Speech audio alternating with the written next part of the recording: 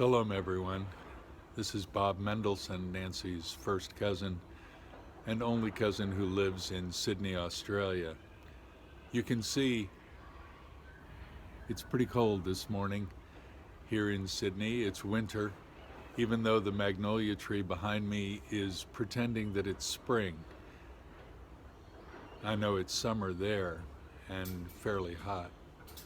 It is a tough time for many of you who are experiencing the pain of loss as Nancy has gone home to be with her Messiah and Lord.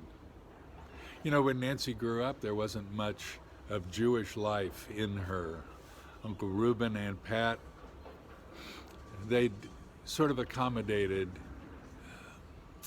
a more secular world, maybe even a more Christian world than the Jewish world in which Uncle Reuben and my dad, Alec, grew up. But there are seasons of life, and there are times when I suppose we could say there's a time to build and a time to tear down, a time to be born, a time to die. That wasn't just written in the 60s, that was written by Solomon in the book of Ecclesiastes.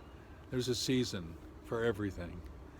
And Nancy's season of, how shall we say, secular or Gentile reality kind of changed as she grew in her beliefs about Yeshua, about Jesus being the Messiah. He wasn't the Christ of Christianity, he was the Messiah for us Jewish people.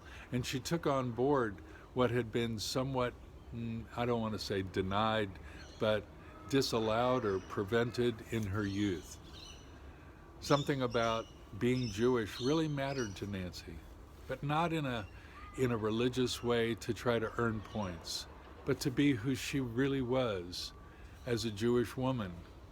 In her last stages of life, my goodness, she was all over it and tried to be Torah-centric, tried to be thinking like Jewish people think. And God honored that, because it wasn't a Jewish that was trying to earn something from heaven, but a Jewish that wanted to honor her Messiah. And she did that throughout her days. And isn't that what we all should be doing? Well, you can hear the birds and you can hear the trucks as construction is happening. It's early in the morning here in Sydney. There's a season for everyone. There's a time for you and a time for me to come and to go. Let's make the best of today. Let's make the best of our lives and honor the one who gave his life for us. Nancy, I'll miss you. May God comfort all those who knew her and who were there at the ceremony and who aren't there today at the ceremony. May God comfort each one of us as we seek to live our lives in honor to him.